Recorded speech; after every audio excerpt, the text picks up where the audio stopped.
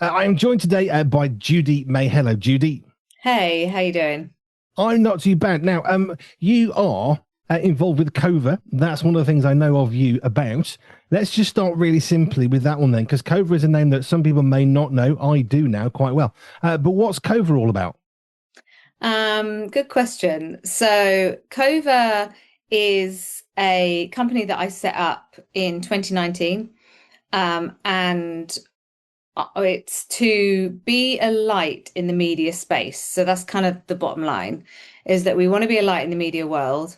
I've had the privilege over the last 20 years of being in the film industry, and so far, I'm the only in the UK. I'm the only Christian that I've met in the wider space. Okay. So I kind of thought, well, hang on a minute. We need light in dark places. Um, and so in 2019, God gave me the opportunity to set up a business on my own. Previously, I've been working for other organizations, and He gave me the opportunity to set up on my own, which I did. And at the time, I think our biggest clients were Lionsgate and Universal and 20th Century Fox at the time, and Entertainment One. So we worked on fabulous films like Tolkien, and I'm just trying to think of one back in the day. We did Tolkien, we did Everest with Jake Gyllenhaal. And what I mean when I say did is, so I think what we're doing is we are, for the film industry, they want targeted PR. So how do we actually get people to go to the cinema? And those are by that kind of high engagement, the high conversion is people who are actually interested in the themes that come up in the film. So what we would do is engage different organizations, 55 plus market, kids, in things like, I don't know, Minions or um DC League of Super Pets, or 1917, or so we've got lots and lots of great organizations that are kind of that kind of ground game. And I think that part of that for us is the church. So my message is always, the media is so big, it's so loud, it's so significant, and it's so influential. And we've got a responsibility as a church and as Christians to speak into that. So these films are going to come out anyway, whether we like it or not. So how do we therefore have a voice in that? Well, part of that is providing the church opportunities to see the film before it comes out, to partner with organizations to write resources around the film, and use the fact that the film is going to come out anyway to talk about Jesus. Which something like King of Kings, I mean, we chatted with Scripture Union in Scotland who have utilized some of the film and they've made these amazing resources and so on and so forth. And it was fascinating to see how they tried to take the elements of the film, think, well, what can we do with this? And then generate something that a church can engage with. Now, King of Kings, I'm not going to say it's for children because I love a cartoon, but it's clearly aimed at a slightly younger audience. So then obviously you're Yeah, thinking children in Sunday schools with the classic kind of yeah, thing. But then they take the film, which is like you said, they're trying to find a way of us getting more of it. I remember The Matrix when it came out. This is I love this story. oh yeah, I hope it's true. And there was a church next to one of the cinemas that was showing The Matrix, the first episode. And there was one of the guys was doing a bit of a preachy thing, and they did it on the red and the blue pill. And so his sermon was about, do you want to take the red pill or do you want to take the blue pill? Now, if you've not watched The Matrix, you've never heard of that, means nothing to you. If you just walked out of the Matrix for the first time, entered that world and come out, you're going to be hooked into that because you know exactly what he was trying to say. yeah, yeah. And I think it's really interesting because I think that, so I think that the way that cinema works is, it's very commercial. It's seen as very commercial, and it's seen as entertainment. But I would say it's culture shaping. And so when you've got that kind of, you've got that narrative, and people behind who are pushing these films out are, they don't necessarily care about the cultural impact. they see a slate for the year, and then they think, well, okay, well, this one's going to make money. This one hopefully will. These ones definitely don't, but it doesn't matter because these, high profile ones will. And so I think, so we started in 2019, and then in 2021, we got through COVID. And, obviously we worked on The Chosen. And for those who don't know, it's a show, TV series, based on the life of Jesus. And we are now almost on season 6. It's releasing at the end of the year, with a theatrical film at the end of it in February next year. And so we then put that in cinemas. So as a team, I felt like God gave us the opportunity. I can remember the call so well. It was in our old house, and the guy on the call was like, we need to get this in cinemas in 6 weeks. And I was like, we could do that. And I was like, what? I guess we can. And the staff the next day, I was like, yeah, hi guys. I think what we're going to do is we're going to get this film in cinemas. So yeah, let's explore how you do that. And so, but it was wonderful because, I think it's so layered, the media industry. So if you look at the US, there's a massive market for faith titles. It's established, there's a framework, there's an understanding, and there's expectation. In the UK, that is not the case. And I think the US market doesn't understand that. And the UK, we've never had a framework that works. And so what we've done is we've kind of grown since 2021, and we've had to form relationships with the cinema chains to say, look, give us a good time. Don't put it on 1 o'clock on a Sunday if you want people who go to church to see it. Give us some other times, give us some prime time slots, because we can fill it. Because actually what we're trying to say is that the church cares about that culture shaping.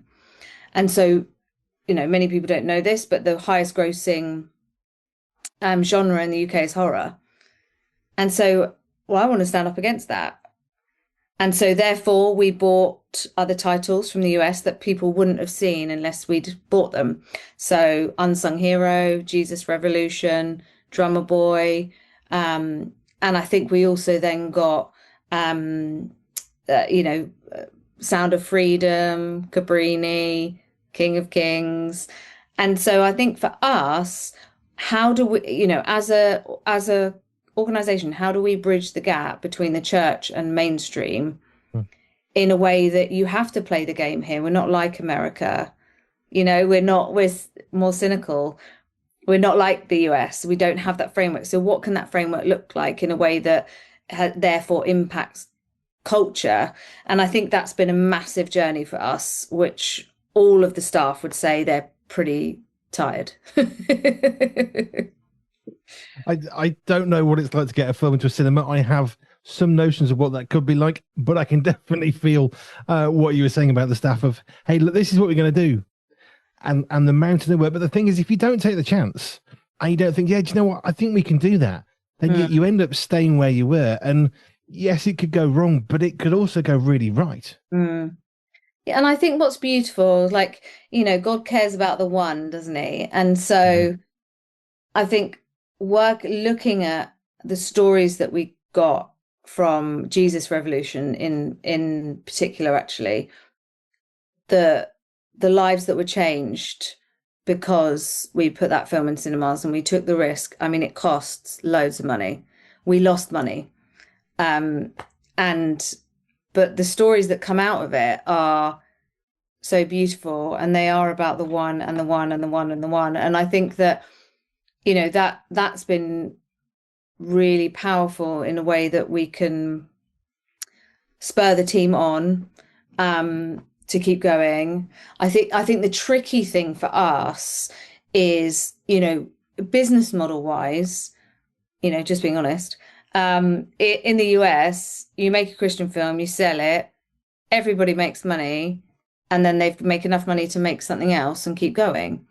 Whereas I think here we're cautious. We see the film industry as a bit of a threat, and a bit kind of secular. And so what I'm trying to do is kind of change that narrative, move the pendulum to say, no, no, no, this is also a place. This is not against the church. This is the step before the church. So I'm going to get people that I don't feel I could invite to church, but I could invite to this. And then the next step is going to church. So I think what we're trying to do is work with churches actively to say, this is an opportunity to bring people to fill churches again, to see the kingdom come. And I think in this day and age, it's all visual, isn't it? Everything. So I think that's really, that's kind of at the heart of what I'm trying to do. You see, in a similar vein, I'm really passionate that we play music, but we don't ever try and differentiate and say, well, this is Christian music, this is not Christian music, and well, this is an artist who says they're a Christian, but maybe that I don't know. We just play music because I think music is a really powerful medium. Now, we filter out bad language. That's it. That's all we're ever going to look at. And I'm sure some people think, well, what are you playing that for? Well, because it's not got bad language, and it's a really cracking bit of music. Yeah. Which means we can go from Nirvana and Bon Jovi to Sarah Reeves and Matthew West, across to Def Leppard, back to Sarah Reeves. We can go all over the place. You've got Manic Street Preachers, and you've got U2, and there's so many bands that we can play with absolutely superb music. But I want to make a point of never making a point of, well, what are they? It's like, well, they're musicians who make really good music. In a similar way, music, not video, screen stuff. I guess that's kind of a part of it. You're trying to say, look, this can be really good too.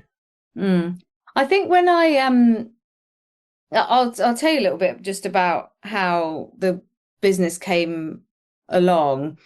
I was working for an organization who did resources for films for the church, and enabling churches to talk about popular culture. And I had a son who was born without any kidney or bladder function, and so I tried my best, but I was kind of in the sales department, and it was a busy job. And so he was very poorly for the first year, and then he was on dialysis, and he needed a kidney from my husband. And so, I couldn't carry on, working, and had to trust that was okay. And my friends were amazing. They did a kind of crowdfunding to support us through that time. So he, in 2018, in September, he had a kidney from my husband, and when my daughter was 8 weeks old. And he was in a different hospital to my son, because they can't prioritize one over the other just in case anything happened. And so anyway, it was a grueling journey to get there, to get him big enough to be able to have a kidney. They did 3D printing, and they put the kidney in, but I was cooled down after, 9 hours, and everything seemed all right. And then he had an internal bleed, and they didn't know what was going on. So they took him back down to theatre, and bearing in mind my husband was, in another hospital, and they brought him back at 2 a.m. and with his whole gut open. Because every time they closed him up, the kidney would stop working and he'd bleed.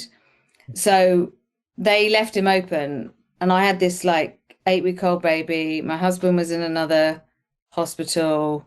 My beautiful family were amazing. But I was just sort of stood there at 2 a.m, what am I doing? This is nuts. And so work was the last thing on my mind. And over time, he had another subsequent 6 surgeries, and we made it home, because we were in London at the time, and we made it home. after 3 weeks, 4 weeks, it transferred to a hospital closer to us. And so, that was my main focus. I've got to keep these two kids alive. My husband, can't do anything. And that's what it was. And after he had the kidney, he was very, very poorly. And really poorly. And so there was one night where my daughter was at home with my mum. I was in hospital with my son, and I was in a nightie, I'd had a baby, and it was, it was weird being away from her. And I said, they were trying to bleed him. So renal children are really hard to bleed, because he was only 2, and so it's really hard to bleed. So it was 2 a.m, something had gone wrong, so they had to come and do bloods every half an hour. And so I said, well, God, if you care about me or this situation at all, then they'll get bloods first time and I can settle him down again. And so they came in, and I was like, don't worry, God's got this. This is fine. Like, I've given God an ultimatum. It's fine. Like, he knows he knows I'm serious. And so they tried and they didn't get it. Tried again, didn't get it. Tried a third time in his head and didn't get it. And so I said, get out, let me calm down. This is crazy. Just get out. 10 minutes isn't going to harm. But I was more cross at God. And I sat on the bed with this little baby covered in scars. At that point, I think he'd already had 15 surgeries. And I was just like, just so you know, God, for the record, I hate you. I hate you so much. And you can see me and you're not doing anything. I haven't got a job. I've got a baby who needs me and I'm not there. I've got this baby who we're trying to fix. It's not worked. I've got a husband who can't walk. This is so you know, I hate you and I don't know where you are. And I heard an audible voice say to me, I am right here. I know what it's like to watch a son suffer. And, it was like, okay, well, fine, I'll keep going then. It was such a, to this day, he's 9 now. He's 10 this month, but that's what keeps me going. And so KOVA was born out of that situation. A couple of weeks later, I was tube feeding him, and I got a phone call from the VP of Fox Searchlight, and she said to me, Judy, where's the business? I need you to work on something. And I was like, mate, I'm tube feeding a child here. I'm like a different person now. I can't, the film industry is nothing to me. I just can't do this. And she was like, well, we need someone to work on Tolkien. And so I was like, well, it's gone. The business isn't there anymore. And she said, well, you do it then. And so I send her a Christmas present every year, because if it hadn't been for her, we wouldn't be doing this. We wouldn't be changing lives. We wouldn't be, selling over 500,000 tickets and putting the story of Jesus in cinemas if it wasn't for her. And she's not a Christian. She doesn't know. She does know, I've told her. But, I put the phone down. I said, look, I can't have a failing child and a failing business. Like, that's too much. So if it's from you, I'll do it. If it's not, I won't.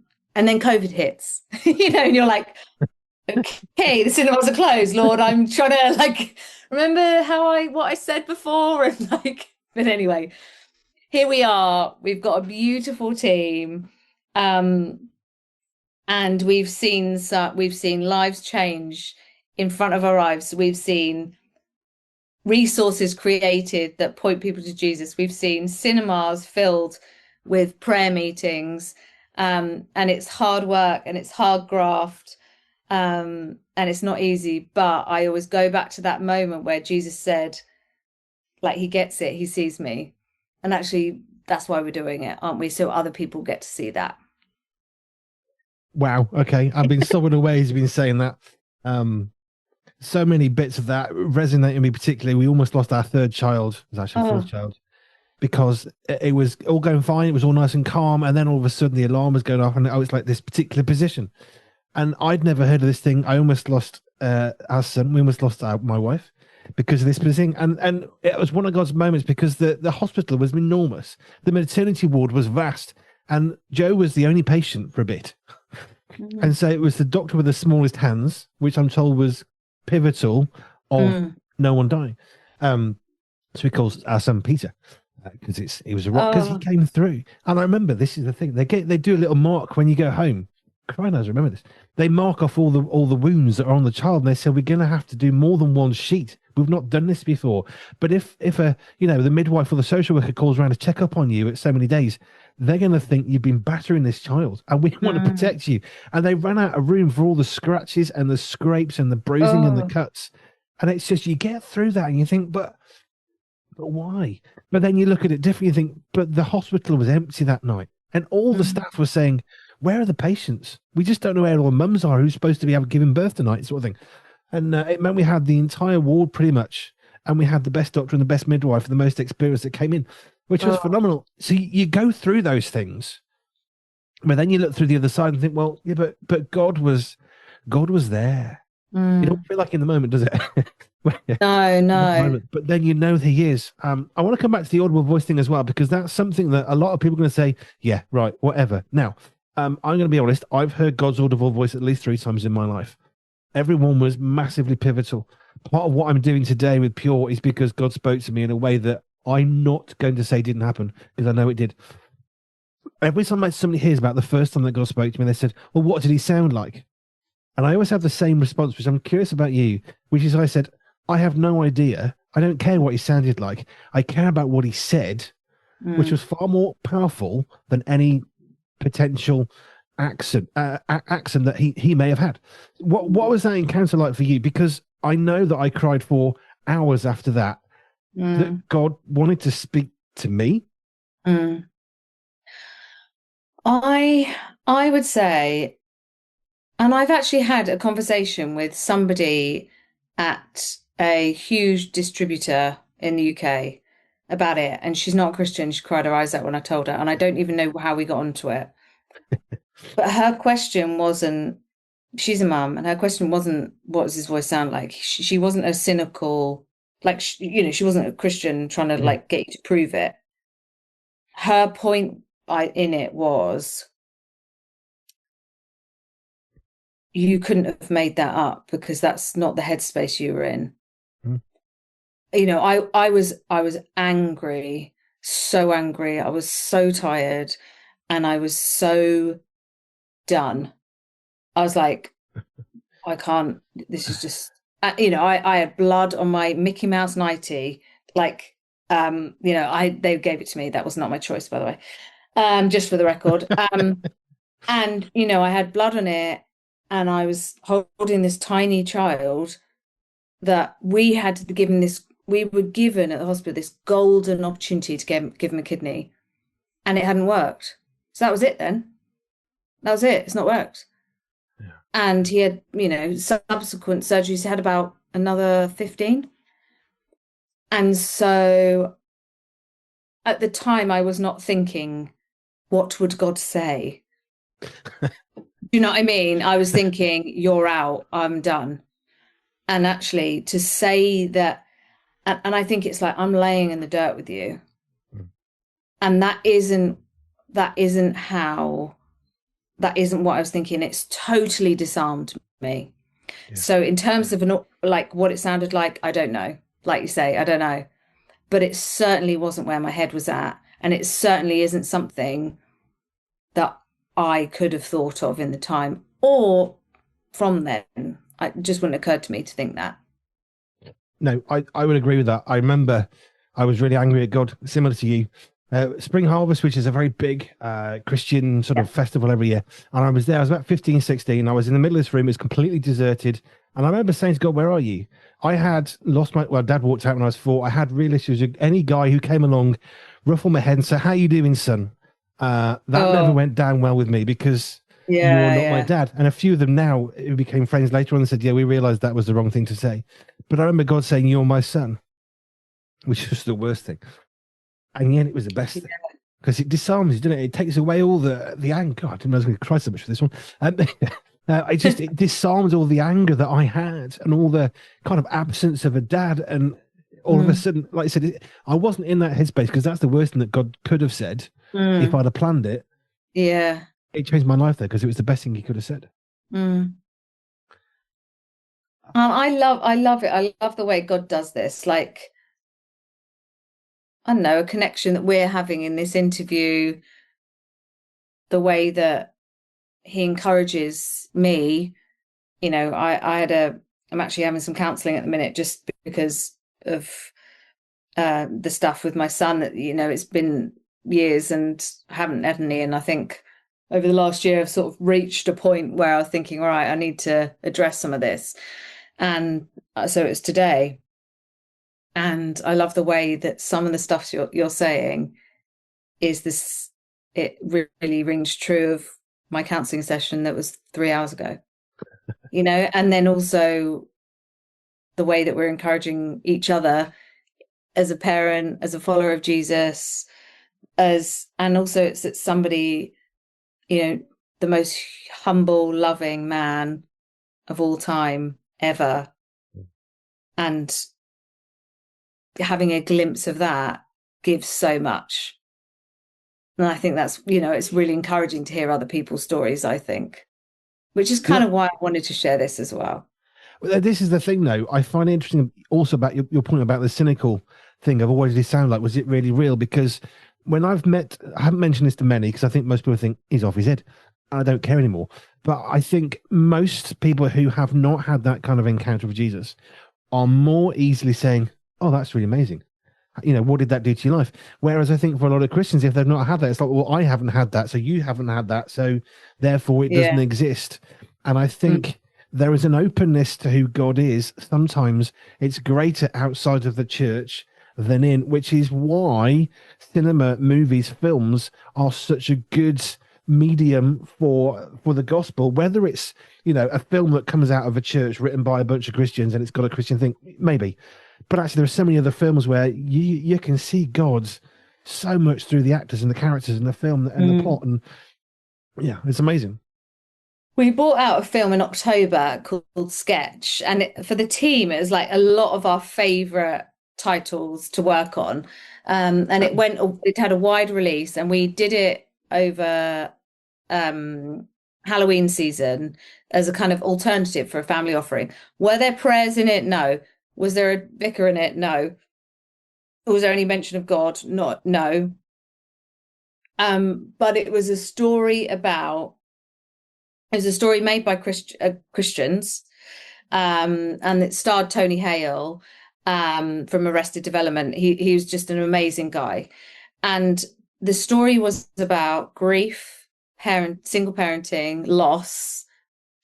And I would say, what's your hope? Where's your hope? And it was so, like, it's kind of like Goosebumps meets Jurassic Park. Like, it was fitting for Halloween. You know, it was spooky and the actors were amazing and it was funny. And so it was no mention of God at all. And actually, it was so wonderful because it was a way in which you could talk. It would give you that kind of like, okay, well, how do I process grief? How do I talk about stuff that's really difficult? Well, this girl in the film drew, so her spooky monsters came to life. And the whole thing was like, well, the bad's got to cancel out the good. And actually, like, that's in the heart of everybody. You want the good to cancel out the bad, don't you? And so I think for this film, it gave us such an opportunity to reach beyond the church. So therefore, we had partnerships with brands that are not in the church, but also having that message to say, there's something good, this is good, cancelling out the bad. And so it was an amazing opportunity, I think, for us as a team, because it wasn't on the nose. It was And I would say our British culture, we don't respond to that. We don't, so I think there's 67 million people in the world, sorry, not the world, in England, in the UK, sorry, and 3 million go to church. You're fishing in a tiny pool, really. Actually, we need to be going beyond the church. We need to be equipping the church, but then going beyond that. And so we're trying to equip with good content that if we don't bring it, if KOVA doesn't buy it and bring it here, it doesn't come, because the big studios don't care. They're not massive grossing titles. And so I think it's been a, really interesting journey to see what the cinema's like, what the church likes, what the people who don't go to church like, what Gen Z like, with this kind of like spiritual exploration. And I think that films and media space, unless somebody holds court, it's going to continue to be a massive cultural influence that doesn't have Christians backing it. Which I think is really true. Yeah, and that's not to say, obviously there's broadcasters and Christian radio stations and Christian filmmakers, but I think that it's being able to stand up and say, I'll bring that here for the gospel to be shown. And then also being a cultural translator to be able to say, well, how is it going to land here? So, for example, for The King of Kings, in the US, it was very much Christian film, Christian story. There was enough. Christians are going to go and see it. It's going to make enough money, cover its costs. Whereas here, our message was Charles Dickens. It's based on a story that Charles Dickens told his kids. And so, because we need to go beyond the church here, because we don't have that, that cultural kind of push, I suppose. And so I think it's been really interesting kind of, and the team will say we're getting to know our audience, and how do we continue in this space when these films aren't actually very popular, and being able to set expectations for the US filmmakers, but also being able to change lives here. And I guess, we bring our loaves and 2 fishes, right? And we say, Lord, well, we've done this. It's about the one, and we've got to trust you in that. And I think at the moment, the industry is very much about the one. I think if it's going to grow and multiply, then we need to be really wise in what we're buying, how we speak about it, when we put it out there, relationships we're forming, so that we are winsome, we are Esther's in speaking, because actually we're talking to the secular world all the time. But it does matter. You see, the people that have been most critical of what we do at Pure are churches or Christian people. The ones that are most excited may probably have never stepped foot in a church. They love the fact that we do the hard work of finding songs that haven't got bad language in. And I find it fascinating, the sort of the confliction between the two, who loves it and who's given us the greatest grief. Because we're not trying to be a Christian radio station. I'm not interested in doing that. There's loads. UCB Premier, they're brilliant at what they do. We don't need to imitate what they're doing. What we're doing is very different. And I love the fact that we are doing something different, because we're just saying, well, look, we don't want bad language. We'll cut that out. Which means there's a huge amount of radio stuff that we can play. Great music. Long songs. It's a small thing that seems irrelevant, really, but it's not. We play longer songs that are 6, 8, 10 minutes long. Why? Well, radio doesn't do that. Well, why not? They're great songs. Let's play them anyway. We make a point of it. It may not be in the general mix, but I love playing the long songs. The Led Zeppelin, was it 10 minutes? Kashmir or something? It's a great song. Yeah. So why not play it in full? Why are we trying to shrink it down to what people think will be best? Actually, let's play it in full. And I think let people enjoy it for what it is, rather than trying to give them the clean version, the sanitized version, the not too religious version. And actually, God speaks through everybody and everything in every situation. Yeah. And I think also, like, I don't know, like, we're in the world anyway. We don't have to be of it, but we're in it. And I think that, I want us all to work together. I want, KOVA to work with churches, to work with organizations, to not build kingdoms, but to build the kingdom here.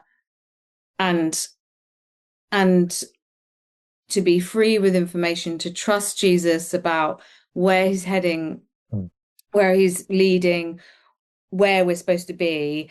And I think that's been a real journey for us. So I think, just being honest, like, so the last 3 years, I think God has brought our focus back onto him, because it's from him for him. Because I think it's very easy to become like any other film distributor, and it's easy, but actually then we're not doing what we said we were going to do. So okay, well, this last year has been kind of like, okay, bring it back to me, this is where I am. And I love the people in the UK and Ireland, and so we've got to be different. And so it's been, it's very humbling, and I think in leading that and leading the team, it's been very humbling, and but in a beautiful way, and it's the only place that we want to be. So when I'm looking ahead to what's ahead for the next year, I'm totally reliant on him. We've got a couple of films we're looking at the minute. We've got there's one film called He Calls Me Daughter, which is about it's more of a documentary that we're putting out on digital platforms about real life people who had a penny drop moment that Jesus is their father. And that, it's beautiful. And so I watched it and I was like, it's beautiful. We can't not bring that. Okay, Lord, I'm going to have to trust you for provision. We're going to get that on Amazon Prime and Apple TV and Roku, and alike. And so it's going to be fabulous. And then there's another film called Light of the World, which is a animation about the story of Jesus. And it's wonderful. It's very kind of topical in its animation. A lot of the big studios are kind of going back to that 2D stylized animation, and so it's like that, and it's really moving. A lot of our team, often with our team, we watch it with our kids or teenagers or whoever. Well, I'm like, right, guys, sit down, what do you think? And that's it's a good test. But I think that's been a really, we've got some fun stuff coming up that I don't think we'll get a theatrical release in cinemas, but we're going to make it available for people to watch at home. So, let's see what Jesus does. We're watch this space, I suppose. But we're committed to, like I said, holding a court in this area because nobody else is. And I feel called to do it because it's basically only in God's strength. Amen to that. I want to come back to some of this stuff.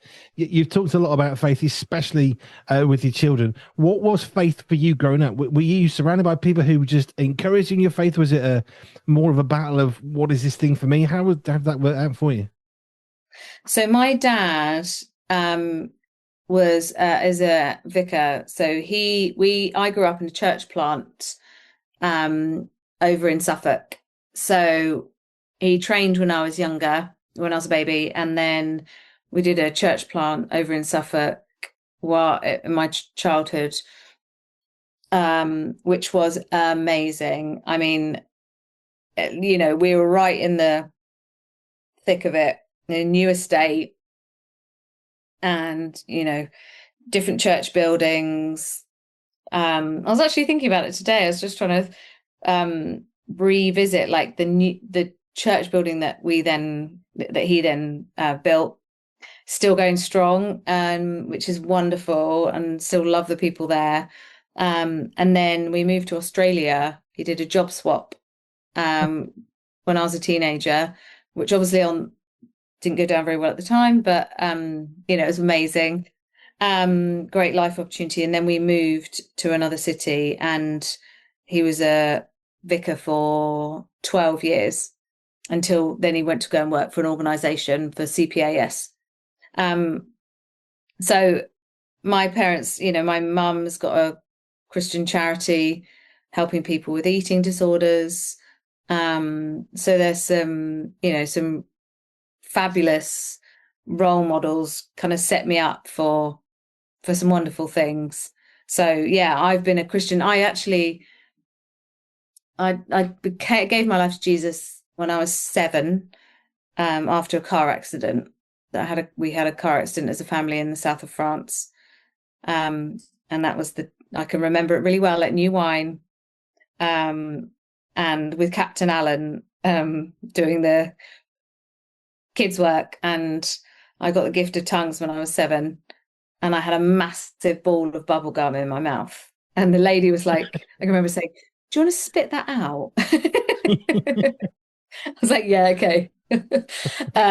So I've had a wonderful, Christian upbringing, real life though, like not sheltered, it was real life, and I'm eternally grateful for that.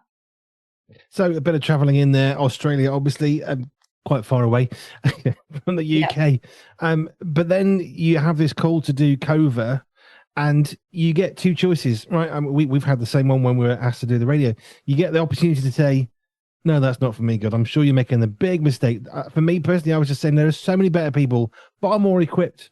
And when 3 people said the same thing within the same week with the same words from different parts of the world, you're thinking, I think God might be trying to get my attention here. And you still have a choice, right? Because he's gentle as God, and he doesn't make you. He just let me walk with you. When you look back to 2019, obviously COVID, I mean, that's difficult for many. You get through COVID, you get through all the life stuff you've got. You're now in a place where you're thinking, you're looking ahead into the future. Have you felt God the whole way through that process of beginning KOVA, running it through COVID, which was difficult for everybody, to the point where can you look back and think, well, I have been walking with God pretty well through this? No way. No way. No way. It has been really hard. And I think it's so funny because I think that God cares about who you are, not what, rather than what you're achieving. He cares about who you are. And I think that God's used the business and my son to show me who he is. Because I'm I'm an all or nothing kind of gal. I'm, determined and motivated and fast.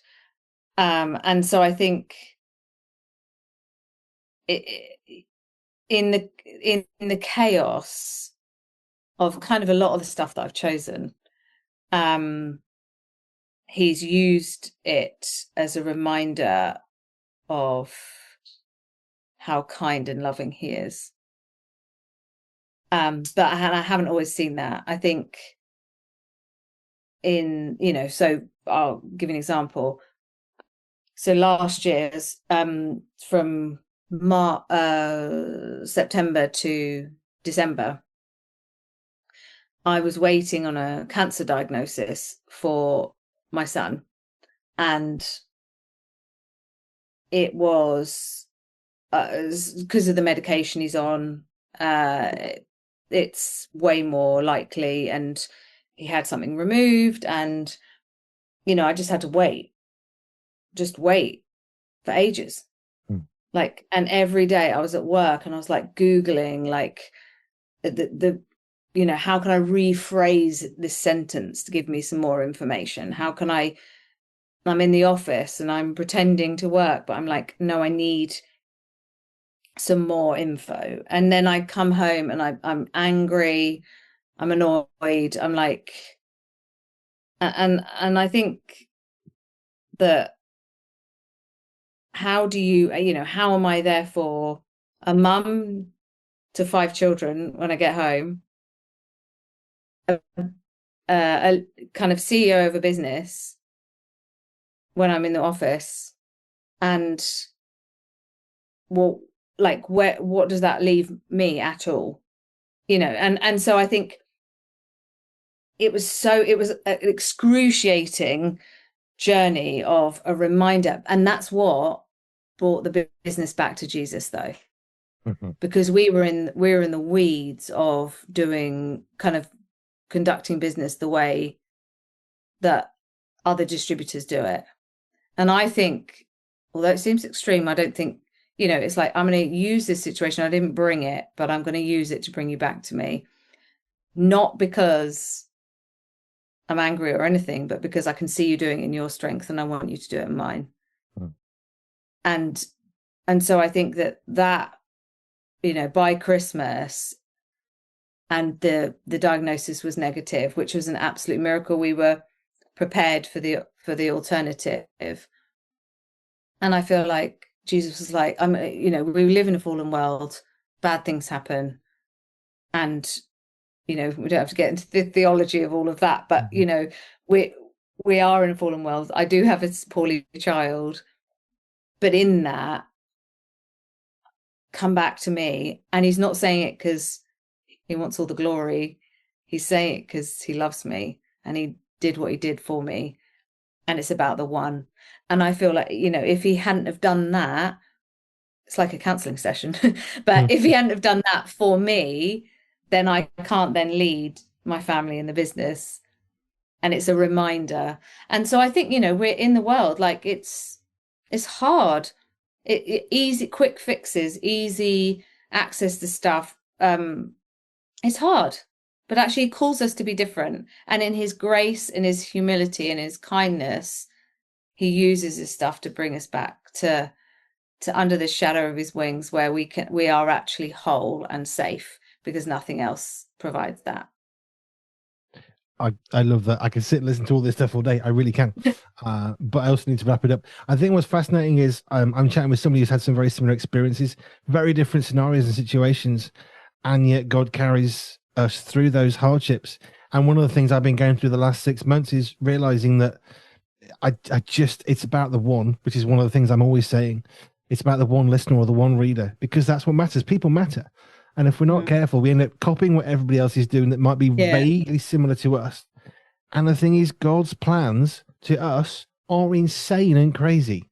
And yet they work, because look at what happened to Jesus. And it's really hard, isn't it? And I can see the hard as you're talking but this is how you're supposed to do it, God. And this is what we're meant to do. But actually God's saying, yeah, but I want you to go that way, because that's the better journey. That's the better way. And actually the thing over all that is, in order that you can become more like Jesus. Corrie ten Boom. It's one of the most, I love this phrase from Corrie ten Boom. I love her. She's great, isn't she?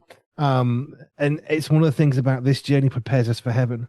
So all the difficult stuff that she went through with the Nazi prison camps and all, losing her dad and her sister, she looks back at that and says, well, it's preparing me for heaven. I'm not sure I can quite say that yet through some of the hardships that I've gone through. I'm not there. I'm going to quote her. But actually, this life is preparation for the heaven. And I think that's important, and all the stuff that you've been through. And you're saying, from a business point of view, this is mad. Some of the stuff you want to do is really expensive. And why would you want to do that? Well, because God's asked us. Yeah. And it's not about the success. It's about obedience. My favorite scripture is to obey is better than sacrifice. Everything we do at Pure is because I'm trying to obey God the best I can. I make loads of mistakes, but I'm trying to be obedient and faithful to what I believe he's asked us to do. And we keep pressing forwards through doors that open before us, not because it's logical. Then much of what we do is completely mad. But it's what I know God's asked us to do, and we're seeing the fruit of that. And I think you're seeing, in the same way, you're seeing the fruit through KOVA. I've got to wrap this up, which I don't want to do because I could go for another hour with this. But I didn't expect to be sobbing my heart out all through this. You've got loads of films obviously coming out this year, and there's other stuff that KOVA's involved in as well. What can we look forward to in the next 6 months that you're thinking, do you know what, this is really exciting? Great question. So I think we've got The Chosen, which is starting on Amazon in November. And then we've got a theatrical finish to the series in cinemas in February next year. Massive opportunity for evangelism for churches. We also have The Resurrection, which is the Mel Gibson title. Again, massive opportunity for churches to book to go and see it. We'll be doing some work on that. So if you follow our socials, KOVA International. I'm like, Emma, can you tell me what they are? I can't remember. KOVA International on Instagram and Facebook. We've also got Cave by KOVA. So Cave by KOVA is Christian Association of Visual Entertainment. So if you search Cave by KOVA on Instagram and Facebook, we'll keep you up to date.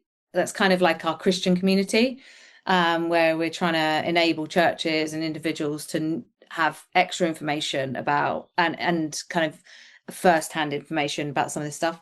We've got Light of the World and He Calls Me Daughter, which I've said, and we've got David, the animation, which will be at the end of the summer holidays.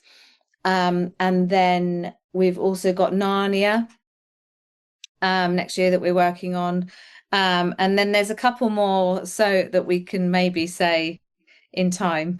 But if you follow our socials, the KOVA International and Cave by KOVA, especially if you're interested in Christian content, then the Cave one is the one, and we'll give you all the extra information.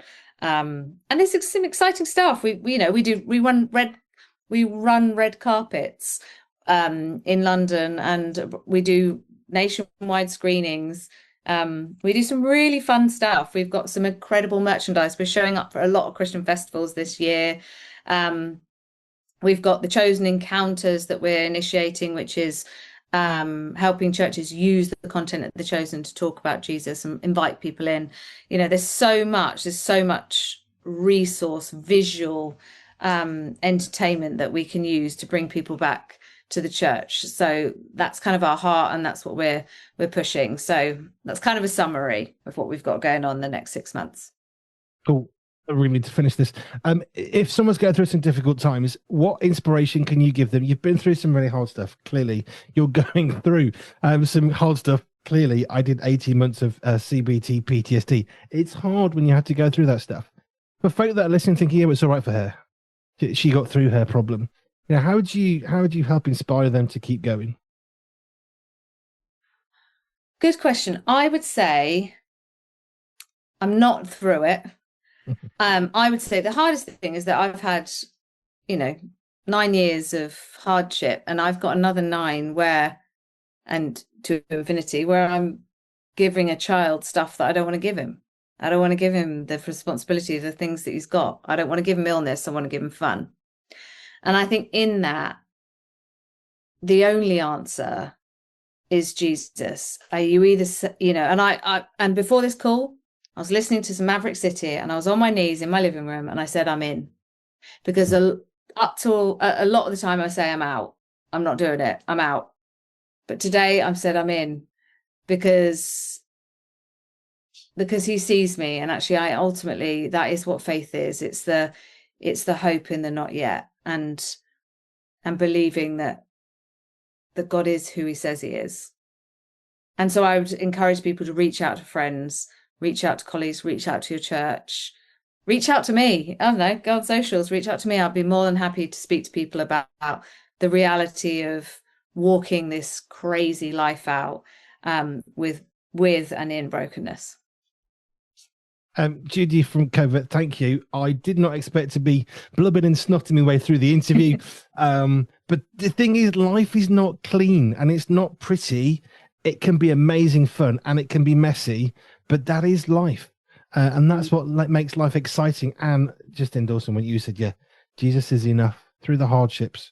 I've still got hardships like you have, but you have to keep putting one foot in front of the other because you have to. You just need to keep going. Yeah. Right. Judy. In his strength. That's the thing. So thank you, Andy, for your time.